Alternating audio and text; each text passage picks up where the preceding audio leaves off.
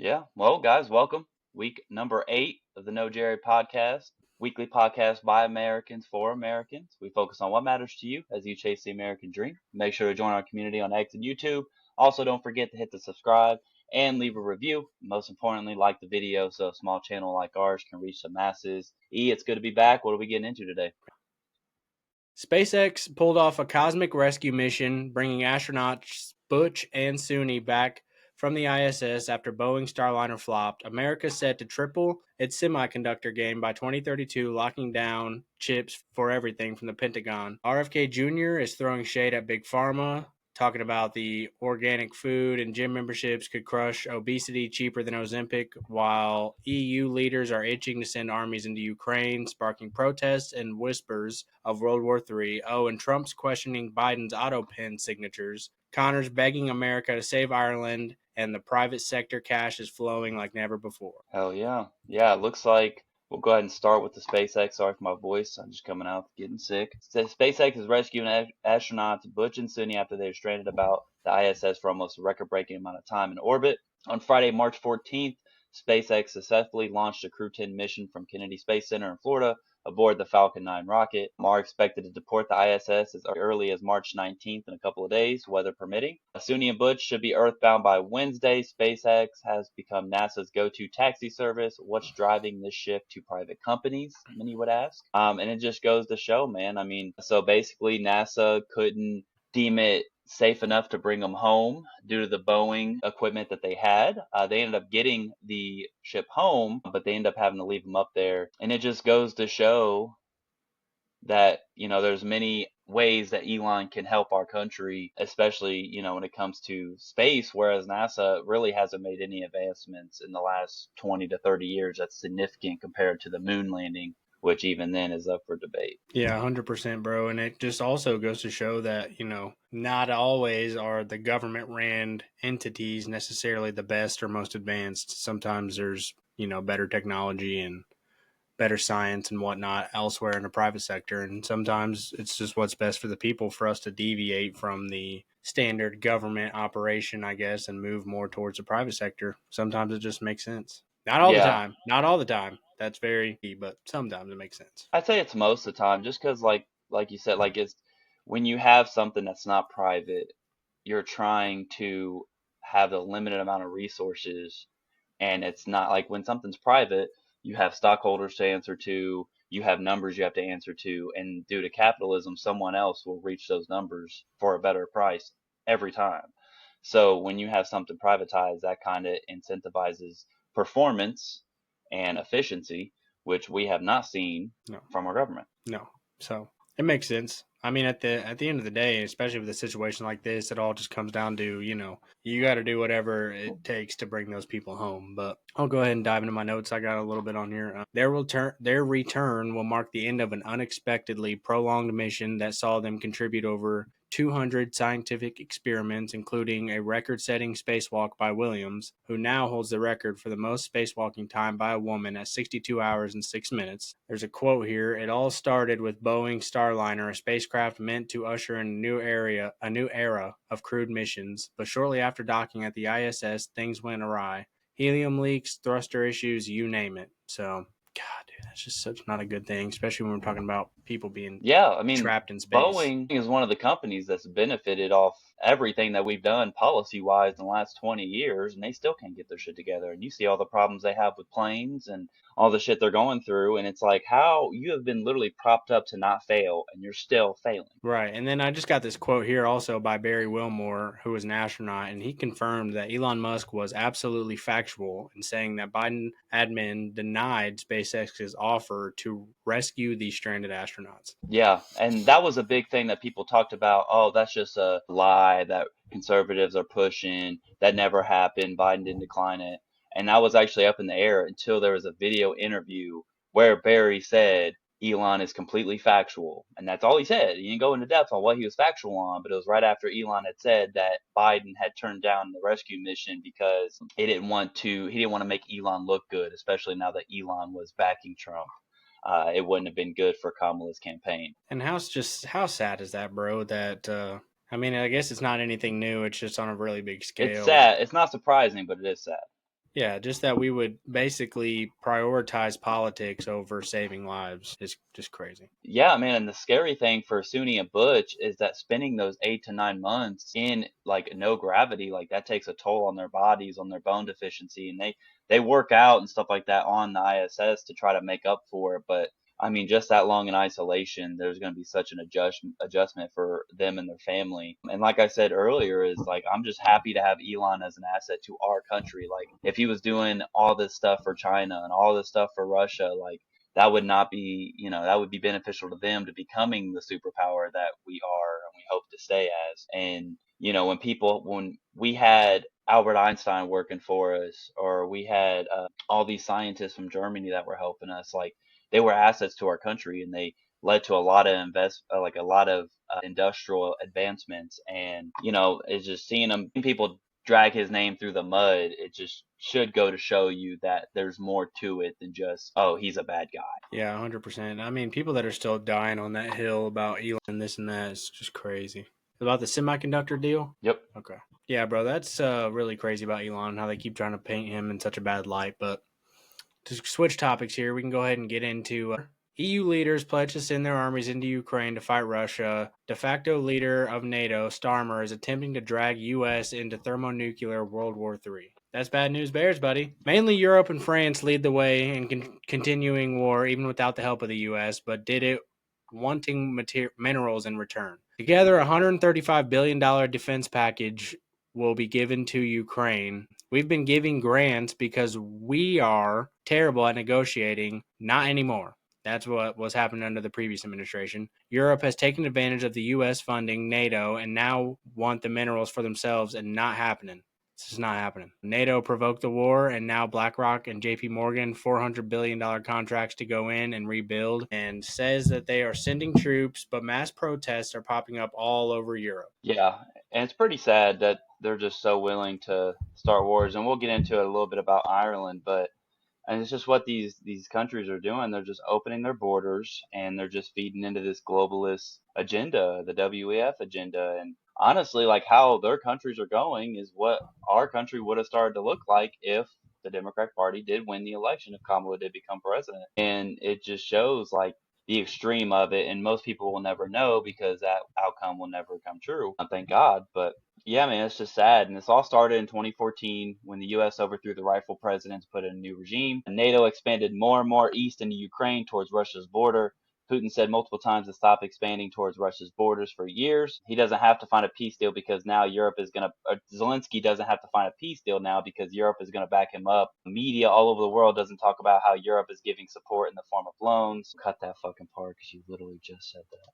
And Zelensky believes even though Americans would have economic interest in Ukraine and the mineral mines, Putin will break the ceasefire like he's done with Biden. And just, a couple of points there, just going back to just the hypocrisy. Like if in history, if there's any country that if China started putting military bases along the border of Mexico or along the border of Canada, that would start a world war. A U.S. Congress would push for war instantly. And for us to call Putin Hitler and this, that, and the third, because he said for years to stop putting bases near our border, stop, you're itching closer and closer. And that led to the invasion. When you look at now, people are like, well, he's going to break. It doesn't matter what Putin doesn't keep his word. Putin doesn't keep his word. I always think about that clip of Bill Clinton and he gets interviewed and he talks about Putin. And he's like, me and Putin had a very stern relationship, but there was a lot of respect there. And the interviewer asked him, was there anything that Putin went against, or like, did he ever go back on his word? And he was like, never. He didn't even hesitate. He said, never. Never has he gone back on his word. Major respect. And it just goes to show, like, the whole thing about what's going on in the media is a whole lot of what ifs, a whole lot of what ifs. And it's like, I want evidence and I want real news. I don't need a what if this happens and he doesn't do this or what. And then they're writing policy up to think that's going to happen when there's no evidence to show that that's going to potentially happen. No, and it's weird because I don't know, bro. I feel like a lot of people that are so against, like, or I guess so outspoken about how bad Putin is and this and that. I feel like not nearly enough people have seen that interview between him and Tucker Carlson. No. Because I feel like that sheds a lot of light on a lot of different things. And I feel like that's honestly extremely key to watch, especially if you're just going to go badmouth the guy. Now, don't get me wrong, I'm not sitting here saying that Putin is a great guy by any means, but in a political standpoint, the way that he does stick true to his word, I mean, hell, the whole reason we're in this to begin with is because he said that he was going to invade Ukraine if they was talked about them going into NATO. And like we've talked about before, that's the first thing Kamala did. Yeah, And first day. yeah, and we knew that was all going to happen. So you have to know that they knew that was going to happen, and that just makes you wonder, how much of that whole conversation was just to push that narrative to begin with. Yeah.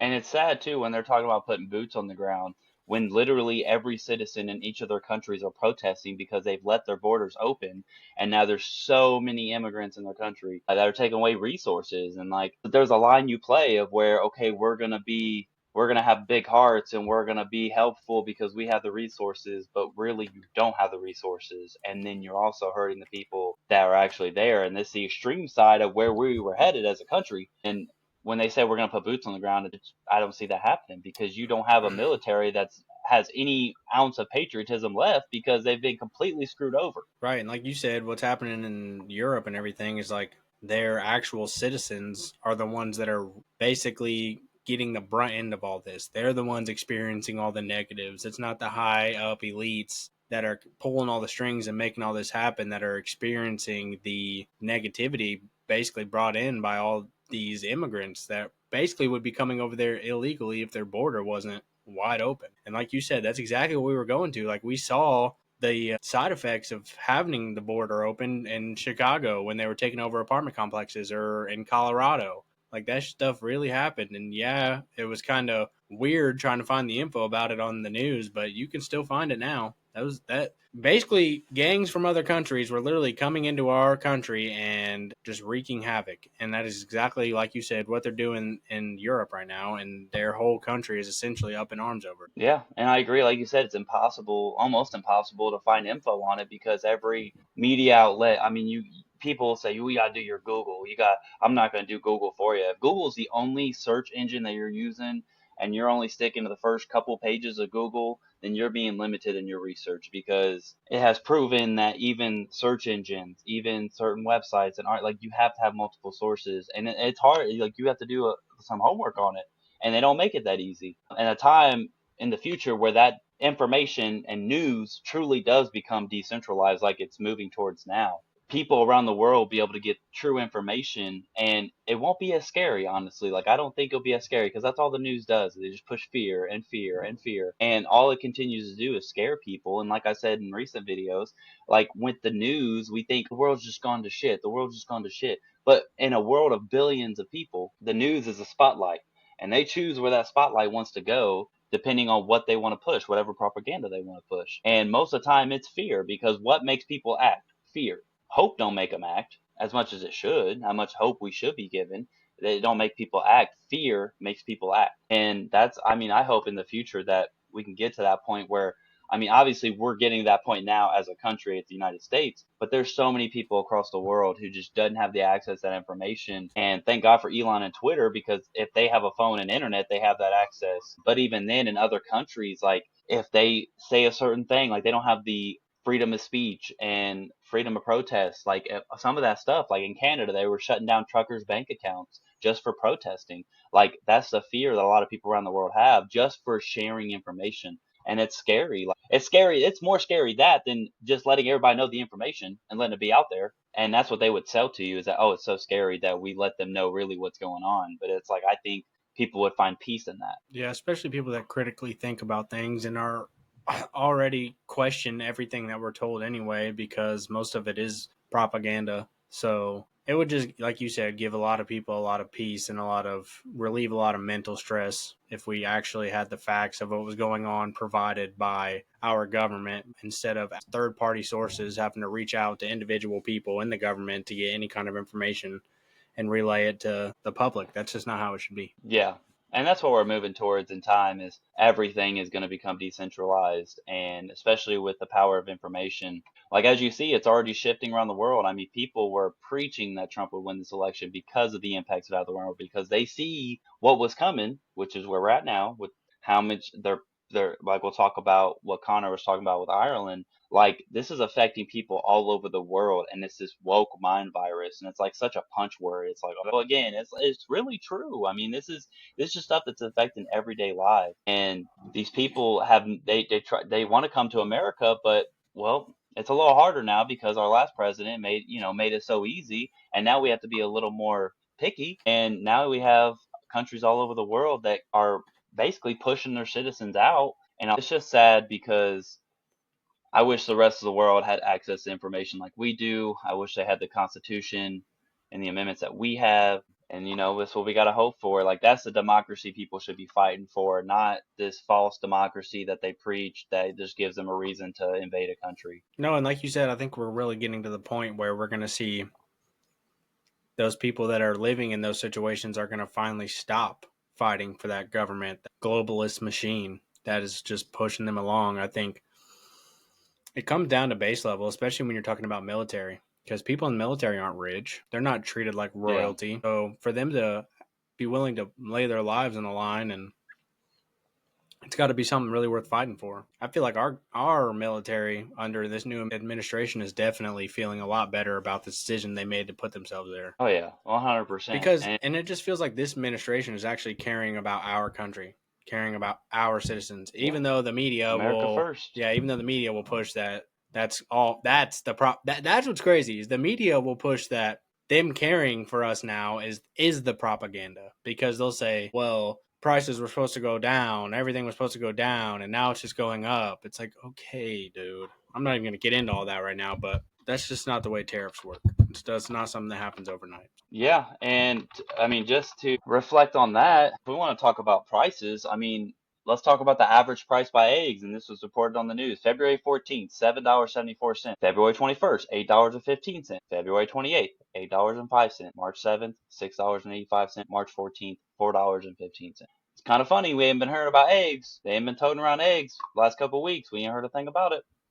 There also is something about inflation. Let me find the notes on that. And people are saying, oh, Trump's going to make inflation go crazy. Well, inflation is down. Gas prices are down. It says right here that the inflation index is at 2.8, and that is lower than where we started his presidency at the end of.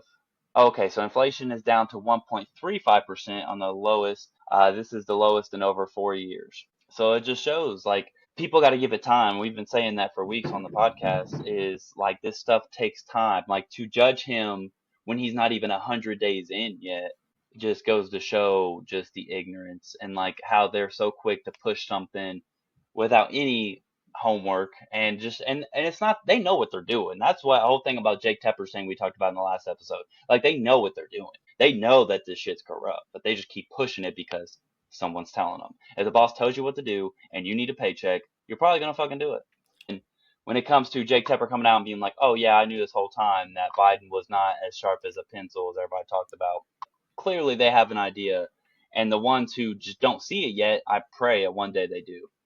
And as it sees, polls just dropped on CNN a couple days ago, which is surprising because CNN, but they had said that the Democratic Party has the lowest approval rating that they've ever had. And that just goes to show like people are leaving. They're not necessarily going to the Republican Party, but they're just done with what the Democratic Party is preaching. And people can argue this, that, and the third. They can argue the source, but it's CNN. Like that's the most left-wing media outlet out there.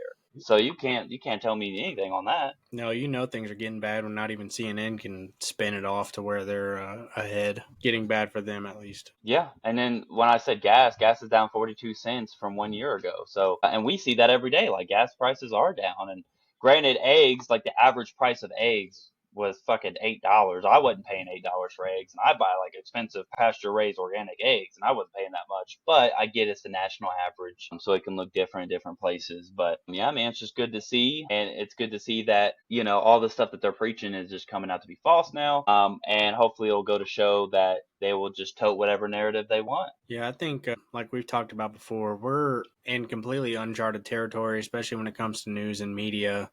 This last election cycle really put that into the forefront view for everybody to see, and I think we're only going to continue going more and more in that direction rather than the same old legacy media sites being the only ones that carry any weight around. You know what I'm saying? Like people are actually going to start listening more so to people that do podcasts or like PPD, Joe Rogan. Those kind of people are really starting to carry weight in, I guess, the news community, because what they talk about is actually really important. And when you actually get it, I guess, in the podcast form where you just see people talking and chatting about the topics, it makes it seem much more authentic than somebody reading off a teleprompter. Yeah, and it was just like why Kamala wouldn't do an interview with Joe is because Joe wanted to sit down for 2 to 3 hours with her. That's the only way you can dig deeper than the base level theatrics where, oh, it's 20-minute interview and I know exactly what I'm going to say, what we're going to cut, and what you're not supposed to ask. And she didn't want any of that because it's clear that she's a fraud. It's clear she has no idea what she's doing. And it's clear that she wasn't going to deter from Biden's administration. And it goes to show,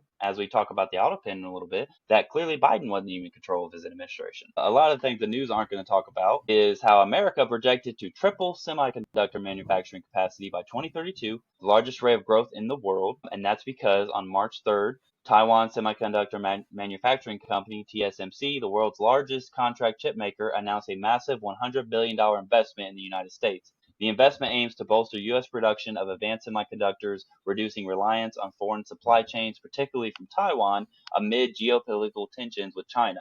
Taiwan, which produces over 60% of the global chips and 90% of most advanced ones. Yeah, it just goes to show, man. There has always been rumors that China was eventually going to invade Taiwan. They've been putting warships around Taiwan for years now. And it's one of those things where it kind of seems inevitable. And the only reason you would want to defend Taiwan, if it wasn't on just a heart basis, is that if you give China 60% of the global chip production, and 90% of the most advanced chips, that they are easily going to become the superpower, and we're all going to have to answer to China, and that's not good for anybody. Are we perfect? No, but I don't want to be answering to China. People in China don't even want to answer to China, but you don't hear about that because they're very limited on what they can share, and a lot of them are brainwashed from their grandparents' generation. Yeah, it just goes to show, man, there's a lot of investments going on into our country. And with that on top of the tariffs, I think it's a beautiful thing we're going to see. And I hope that the next president can continue it and build off of it. Yeah, I mean, I gotta agree with all that 100%. I mean, and also just to touch on that some more, I mean, the chips, what's going on with them now is going to be huge for national security, because these chips power data centers, supercomputers, cloud infrastructure, government agencies, the Pentagon, dude, all kinds of things. And our own military even depends on them. So definitely don't want them to be made by China. Yeah.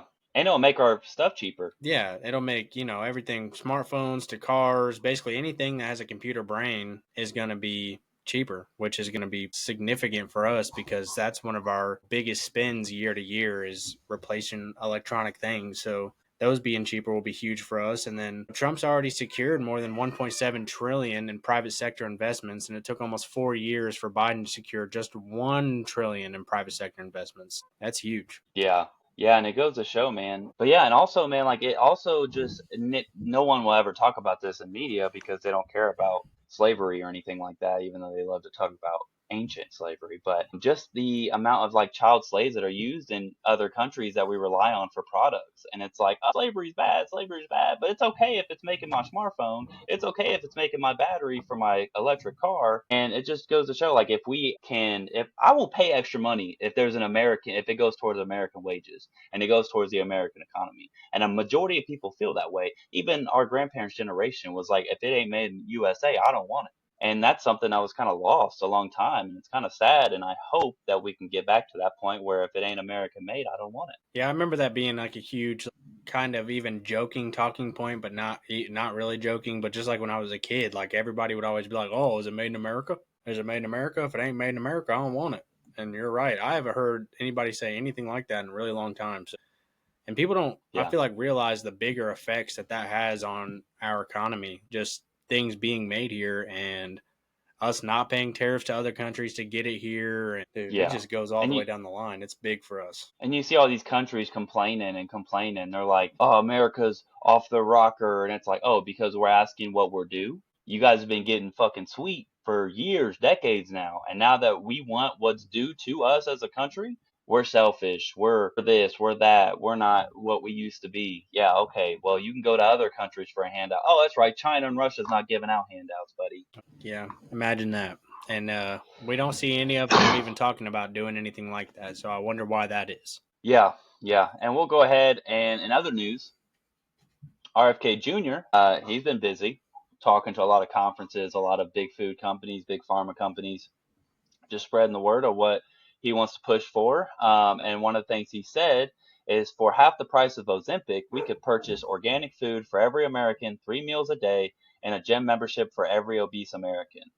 Um, and that's key because Ozempic is the big one that is getting pushed among a lot of people, and it's even getting pushed on kids, bro. And that's just where you cross the line. Like, where has it become a time? Because he always talked about when you're young, people always say enjoy your fast metabolism because it goes fast, just like it's labeled. And we're putting kids on Ozempic because they're obese. Like if they're obese and it's a health problem for sure, but like we're not even going to try changing the lifestyle. We're not even going to try to educate the parents. Kennedy calls out Novo Nordisk, Ozempic's Danish manufacturer, because they target Americans because we're so stupid and addicted to drugs. But they don't even recommend Ozempic to their own people. They recommend a change in diet and exercise to treat obesity. So how crazy is that? That they're pushing it down our throats because we're biggest pharmaceutical country in the world, and they don't even push it on their own citizens, which should tell you everything you need to know. It's sick because, like you said, with them pushing it on kids and whatnot, bro. I know you remember when we were kids and we were in school. That big thing that was always going around was 30 minutes of activity outdoors every day, or 30 minutes of activity every day.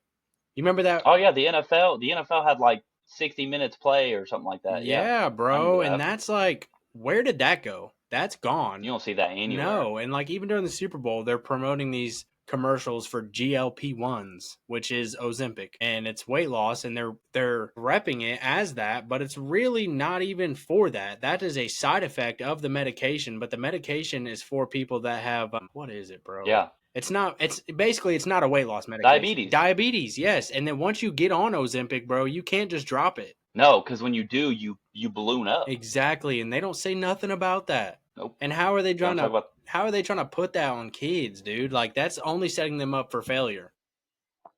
Exactly. You are setting them up to be obese as adults because you have to be able to afford it. So then they make it to where it's part of insurance. So then that's a whole debate because it's like why are we spending taxpayer dollars towards I'm sorry, they're trying to make it part of Medicare and Medicaid. Why are we spending taxpayer dollars towards incentivizing people to not change their lifestyle, not diet? And the whole point about changing the lifestyle is because you're going to get older and your metabolism is going to become slower and you're going to work more and have less time to exercise. So if you don't worry about the habits now when you have more time, you're definitely not going to be able to handle it when you're older. No, and this is a whole other topic that you and I specifically could go on talking about for days, bro. But like with Lizzo when she was big and popular and shit, it's like, bro, they literally and then like doing plus size models and all this and that, and it's like, okay, bro, like we get it. You're trying to like normalize people being fat, but like that's not a thing. Like I'll say 10 times out of 10, I'm overweight. I want to lose weight. I'm going to do it.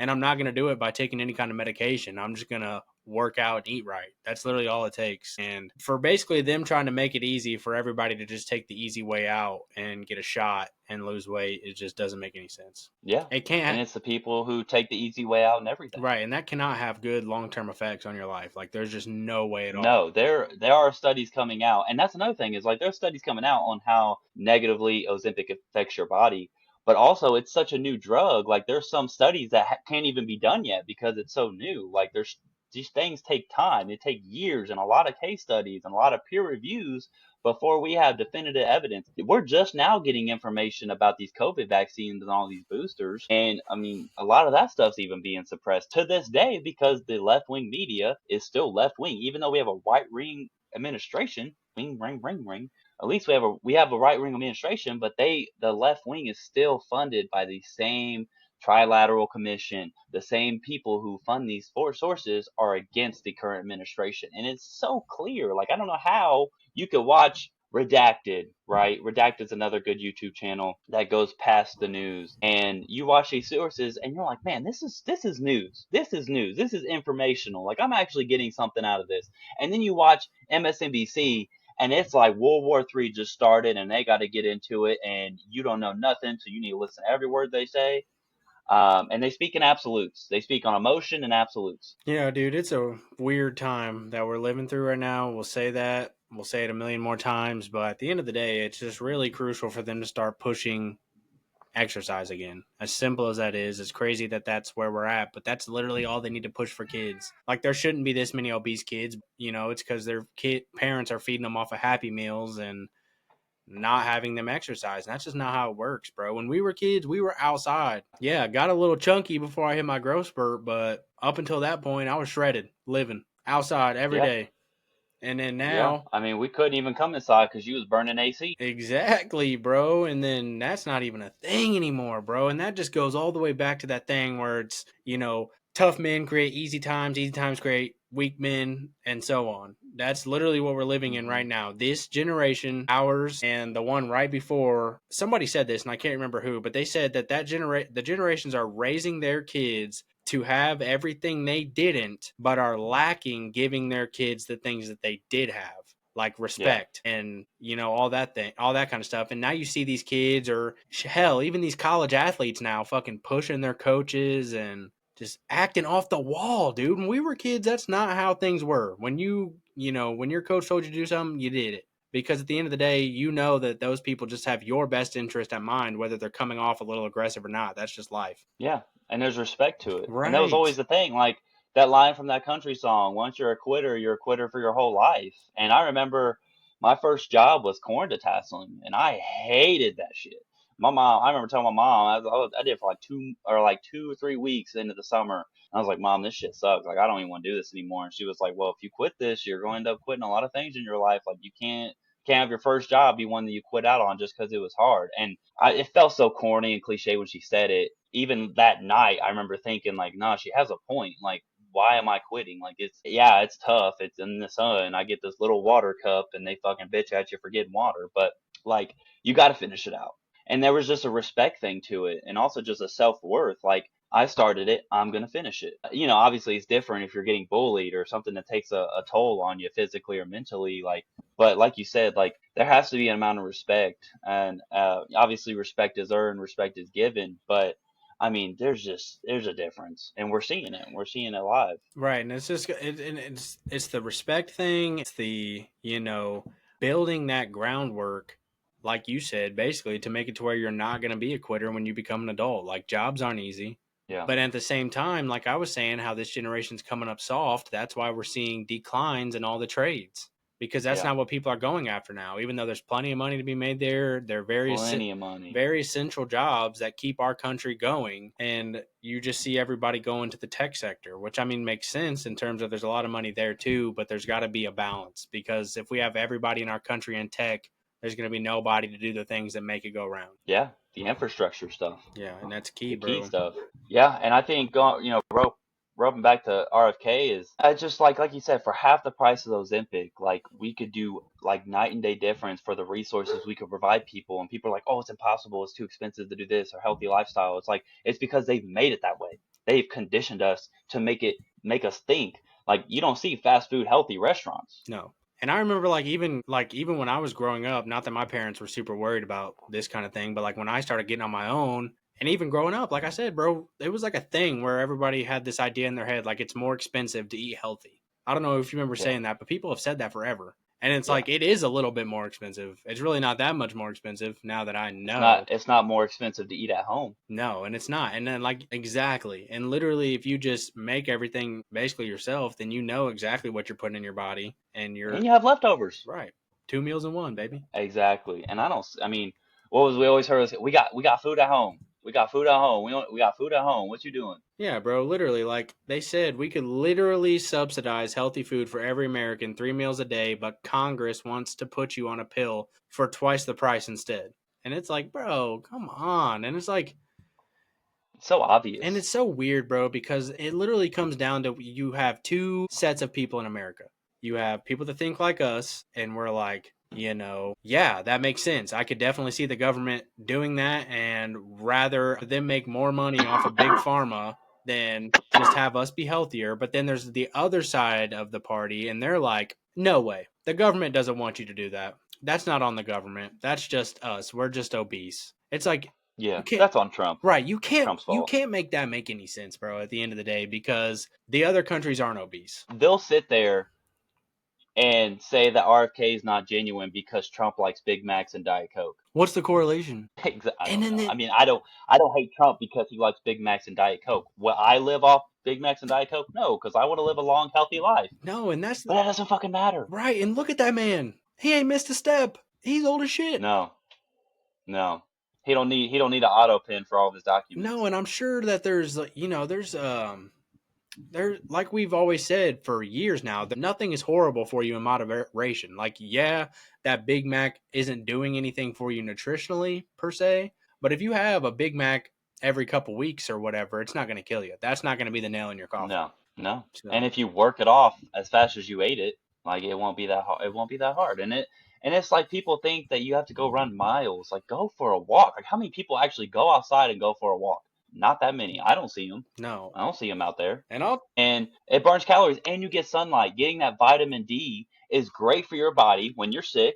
It's also great just overall for your mood. Like, this is proven science. Like, getting sunlight, going outside. If you want to start your day off great, go outside and get sunlight. And I guarantee you will be put on the right step. Will it solve all your problems? Obviously not. But get some damn sunlight. Get your feet on the ground. There's a such thing as grounding. That's a real thing. yeah, it is. I mean, I'm pretty sure I learned about that in science class like freshman year. That is very much a real thing. I remember we went outside, dude, put coils around trees and everything, was holding them. The teacher was telling us all this stuff. Like, bro, that stuff is all real. And as corny as it might sound, like you said, you don't need to go run miles, but you should be outside at least a few times a week. Walk your dog. Like, don't just let him out in the backyard. Take him on a walk. Yes. People wonder why they have problems with their back and their legs and their knees. Do you stretch? Exactly. Oh, I ain't stretching. I don't even know how to stretch. That's a problem. Bro, that is just that is such a big problem that is so prevalent in our society. And like, I mean, you can. And they think a drug is going to fix it. No, and like you can attest to it too, bro. Day in and day out, even where we work in what I would say is blue collar work, we walk a lot. And I know that there's people I work with that don't hardly walk and are big as shit. And it's like, okay, I can tell you don't do your job, buddy. And it doesn't make any sense because it's really not that hard. Or they overeat, like they eat more than they can burn off, which is majority of people. Yeah, and that's the thing. I know, because I'm not going to lie to you. I'll get into it sometimes. Like, if I'm having a bad day or something, I'm like, damn, I just want some fried cheesy shit or something. And then and that's a thing. I am terrible with sweets. I'm one of those people, you give me a batch of cookies, you give me a box of Samoas, I'm probably going to eat that whole box in one sitting. Talk about Girl Scout cookies. I'm convinced they have crack inside of them for sure, because I'm the same way, bro. Yeah. But I will snort some Samoas. Anyways, before we get too far off topic, we can go ahead and... I hope you two don't kick us off for that. That's all right. I snorted some Samoas. They'll be all right. They probably won't catch that one. But just to roll into, you talked about it a little bit, but the Autopen, dude. So Trump wonders about the validity of Biden's documents signed with an Autopen. So that's pretty interesting, but it makes sense because why wouldn't he? Why would he think that to be truth? But the Autopen is a mechanical device used to replicate signatures, a tool employed by many public figures, including U.S. presidents, to manage high-volume documents. While Autopen use is not inherently illegal, critics argue that it could raise questions if Biden was unaware of what was being signed, particularly for executive orders or pardons. Part of a broader conversation about trust in government, the mental fitness of leaders, and the use of technology in governance. No. Should the president be having an Autopen? Absolutely not. That doesn't make any sense. There shouldn't be any presidential signatures upon documents that they have not read. Yeah.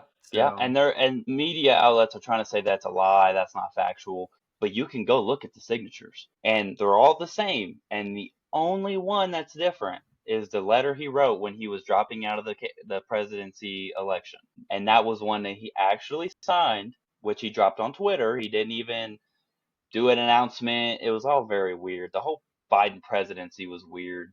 The whole propping up of Kamala, I'm glad that's all over. It's kind of crazy, bro, because at some point, I mean, not really, but just a little bit, you almost kind of just a little bit got to feel bad for the guy. Because you and I know that he was not calling the shots, but he's now getting pinned with all Yes. this bad shit that happened. They're like, oh, it's just Biden. Oh, it's just Biden. I would feel bad if he wasn't such a piece of shit before he became president. Fair enough. All the stuff he did as vice president, all the stuff he let his family get through, which we'll get into about the pardons that he signed, that actually came out today that Trump believes those will be voided. So, Anthony Fauci, you are not safe. The January 6th committee, you are not safe.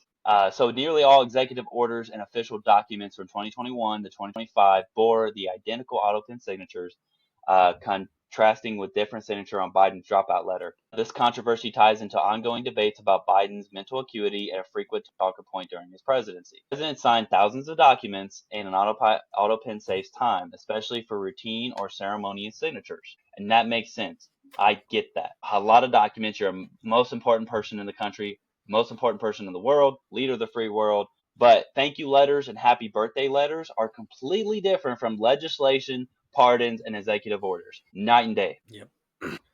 100%, bro. I mean, they're not even, like I said, I mean, honestly, like you said just now, birthday cards, thank you cards, whatever, that's one thing, but not executive orders, not bills that are be going into place. It shouldn't be on anything pretty much that has substance. Anything that is Yeah. going to affect the lives of Americans should not be auto-pinned. Yeah, and it shows, like, it makes you wonder, like, well, whoever controlled the auto pin controlled the presidency, because you don't have like Face ID when you do an auto pin. Right. Anyone can do it. And it's just kind of scary because I always think about that interview. I think it was with Mike Johnson, and he was talking about how he was in the Oval Office with Biden, and he said, you signed this into place, and we're having a lot of trouble with this because you signed this executive order in place. And he said, I didn't sign that in place.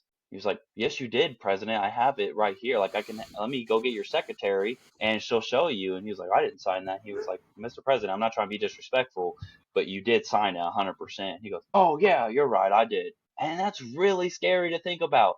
It really I mean, we already knew that obviously certain presidents only have a limited amount of power based off their lobbyists and who's really running the country until you have someone like Trump who does what they want to do, and then now everyone's up in arms about But yeah, dude. I mean, it really just doesn't make any sense. I mean, and just to tie into that a little bit, there needs to be limits on how long even the documents can be. And by documents, I just mean like the executive orders and the different, just pretty much every different thing that gets pushed over the president's desk. Like they should all be reasonable enough to where he can at least skim over it and get like a very substantial part of the information. Like it shouldn't be documents that are thousands of pages that require one signature, because that just doesn't seem productive at all. And then that's where you get those mishandling of funds. You get millions of dollars that slip through the cracks. Like all that stuff needs to be read, dissected, figured out, like, I don't know. Yeah. After the last administration, it comes to a point where it's like, what even is an executive order? How much weight should it really hold? Should they just be able to pardon people? Right. That's the thing, is people will say that Trump's abusing the executive orders, but the whole thing is it's way quicker than going the traditional route where half of Congress is being paid off. And we know that now. We know that these people have $150,000, $200,000 salaries, and their net worth is over 100 million, 200 million. That doesn't add up. No. You have Nancy Pelosi, you have all these old heads, Maxine Waters, all these people have been in office for so long, and they're so involved with all this corruption. And now it's coming to light, and you're like, well, Trump doesn't do it the traditional way. You can't do it the traditional way because the traditional way has been corrupt. So what's traditional? Right. And all the executive orders that he writes in place, the next president can just come in and write an executive order and undo that executive order. So now Trump has the challenge of trying to turn these executive orders into law. So then the next president has to go through the whole process of Congress to get it overturned. So that will be the battle. And I know all these Democrats are saying, oh, yeah, you guys just wait till midterm. You guys' polling is as low as it's ever been. So you guys said wait till the election. Kamala's going to win. We waited. She didn't win. And I'm saying wait till midterms next year. We're going to be waiting. And it looks like up to now, there's only two things I can think of that's been negative for Trump. And that's the economy. That's the stock market, all the markets. But he's accepted that. He said, we're going to run into turbulent times. If you look into Reagan's presidency, one of the most prosperous economic presidencies we've had in history, if not the best. And it started with a major decline in the markets out the gate because you have to get shit back on track. for people to just, oh, it's his fault, it's his fault. In a sense, yeah, I guess it is, but like, what else is he supposed to do to get us back on track? What does that look like? Do you think the markets just go up and up and up and up and up like it has been? No, because that's not how markets work. No, and And the fact that it has been since 2008 should go to show the house of cards that we've been in economically. exactly. Like we've talked about time and time again, the markets themselves, pretty much all of them at this point, have been basically propped up by fake money that doesn't even exist. So it doesn't make any sense to think that we weren't going to have any kind of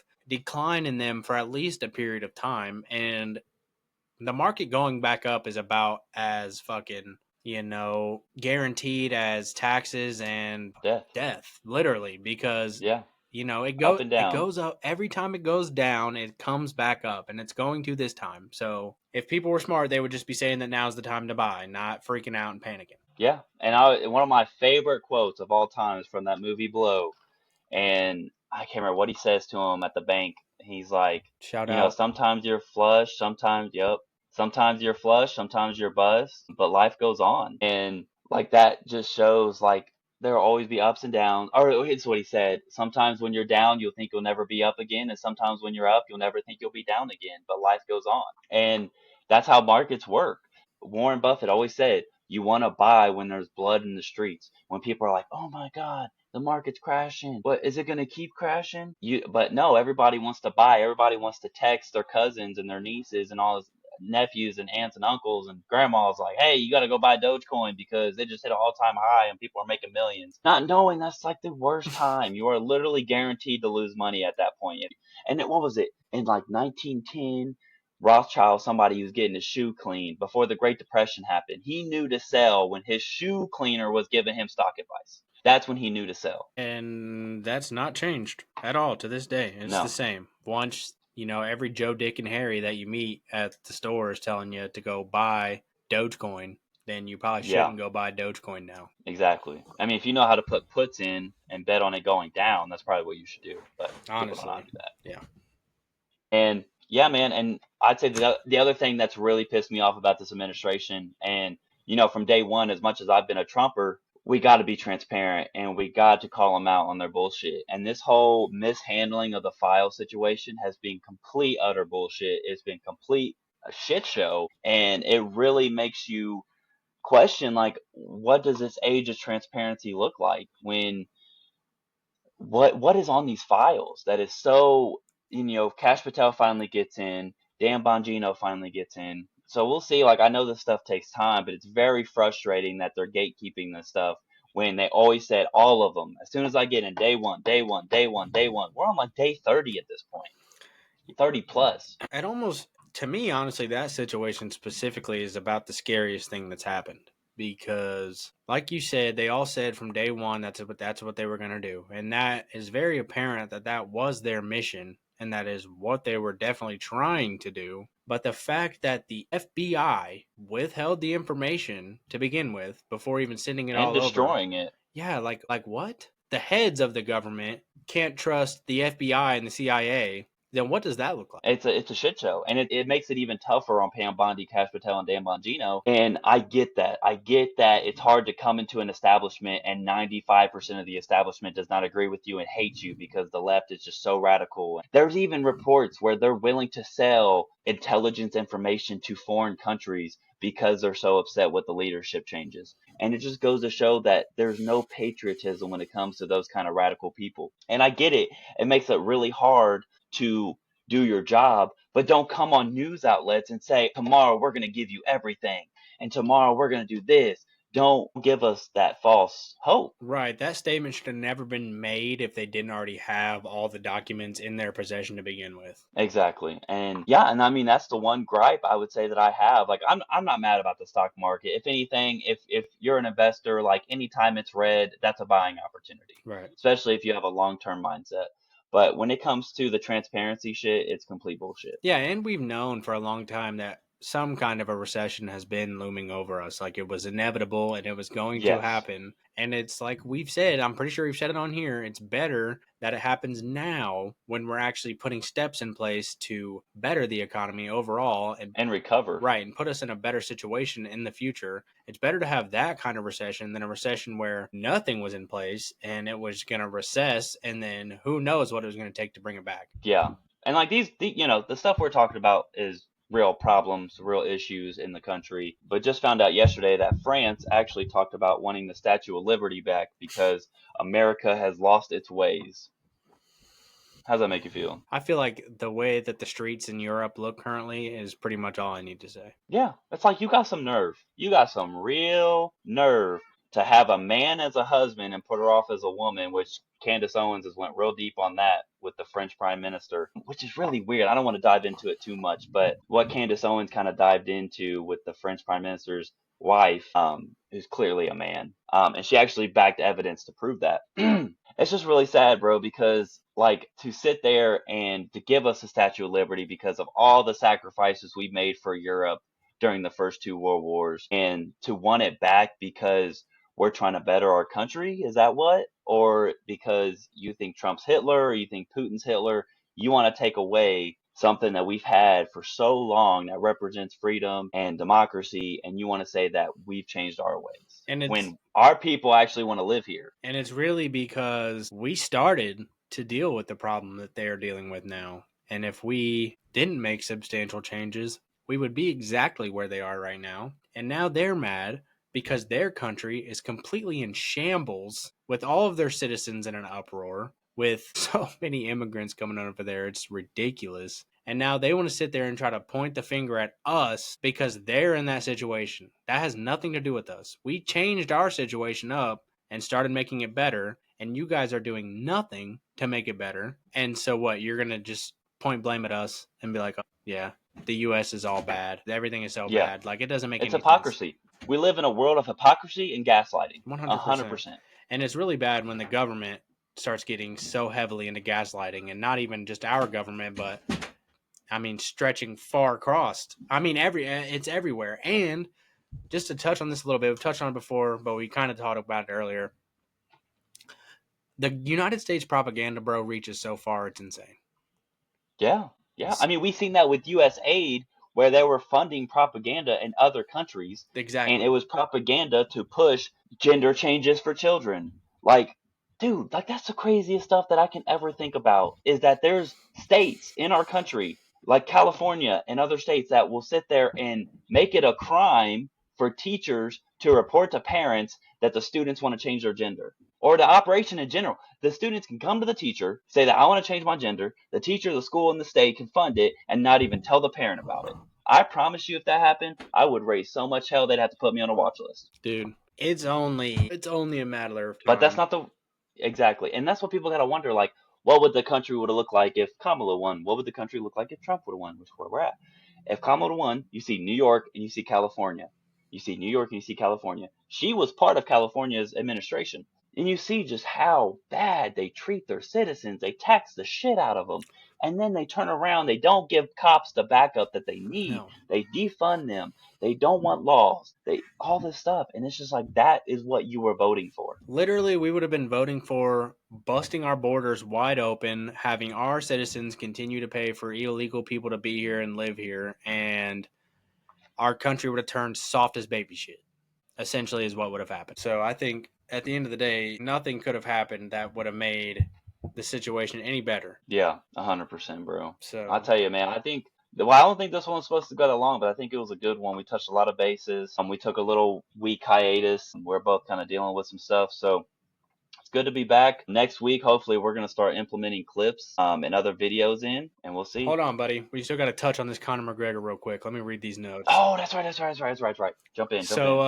Yeah, McGregor spoke at the White House on March 17th and didn't hold back anything about Ireland's issues. He slammed the Irish government, saying that they've turned their backs on their people and aren't listening to what the Irish community actually wants. The money is being misspent. McGregor called out the spending of Irish funds, claiming it's all going overseas to stuff that's got nothing to do with Ireland's own needs. The immigration crisis over there, he's sounding the alarm on illegal immigration, saying it's ravaging Ireland and changing rural towns so much that the native Irish are now minorities there. He's calling for U.S. backup, which is interesting, and also, I mean, not a bad thing by any means, but he's pitching America as Ireland's big brother, wants U.S. leadership to step up and help keep Ireland peaceful and thriving, which I like Conor McGregor, but it's, I mean, at the end of the day, going to depend on what the Ireland, government has to say. And then he also tied it all together by saying strong Ireland matters for the millions of Irish Americans to keep that cultural bond alive. And with classic Conor passion, whether you agree or not, he's bringing that same fiery energy from the octagon to Ireland struggles, unapologetic and in your face, which is necessary, bro, especially when you're speaking about such a topic that you're so passionate about and everything. It only makes sense, especially coming from him. But I mean, this is just showing us, this is what's happening everywhere. And this is just a prominent figure in our culture that will come over here and actually speak about it, which is huge because we don't have people from Europe coming here to talk about what's going on in the streets of Europe. But here we have Conor McGregor directly telling us exactly what's happening, and it's horrible, bro. Nobody here could imagine what our streets were looking like. I mean, even though we were on the path to get there, but what it would be looking like if Americans became the minority in America. Like, how does that make sense? How are Irish people becoming the minority in Ireland? That makes no sense. Yeah. So Yeah, and that's everywhere. That's everywhere, man. it's everywhere. It's really sad. It's really sad because it's sad when you have people come in that are committing crimes and then the police can't even do their jobs and the citizens can't rely on the police. Like, oh, you kidnapped someone and you did violate things that I can't say on YouTube because we'll get demonetized, but then like I think I mentioned a video before, and then you get called racist for calling the police. The police call you racist and arrest you. It's just crazy. It's like it's really like a world that just does not seem real, and that's like so. I'm so thankful for the country that we were born in. We were blessed. Like we're not rich, we're not millionaires, but we did win the lottery. When we were born in this country, and people need to value that, and also just know their history and know their current events in the world, just to know that like okay, that's where we don't want to go. That's where we don't want to be. Right, and unfortunately, we were literally seeing a government that was literally pushing us to be exactly that, one that wanted no borders, one that wanted us to harbor every fugitive that wanted to come to America. That situation alone is enough to tell me that we as a people made the correct choice, because if we would have ended up in that situation, we would have civil war everywhere in all the states, bro, Yeah. because the everyday American citizen is not going to be having that. So. Yeah, and all the ones that's not having to have guns. Exactly. But yeah, we don't got to dig into that too much. I just thought that was important to talk on. Yeah, man. Well, I think that wraps it up here for week 8 or episode 8. We will be back next week as we dive into more topics. And like I said earlier, hopefully we'll be able to start implementing clips, news bites, different takes, old interviews, and other historical context. And it'll kind of help just keep things moving and kind of present different viewpoints for people. So that'll be nice. And sorry for the toad in my throat. That is getting annoying. You're good, buddy. But yeah, I agree. I'm excited to get back at it next week. And everybody just stay up, do your research, and yeah, save that cash. Get off of Google. Yeah, for real. All right, y'all, be safe.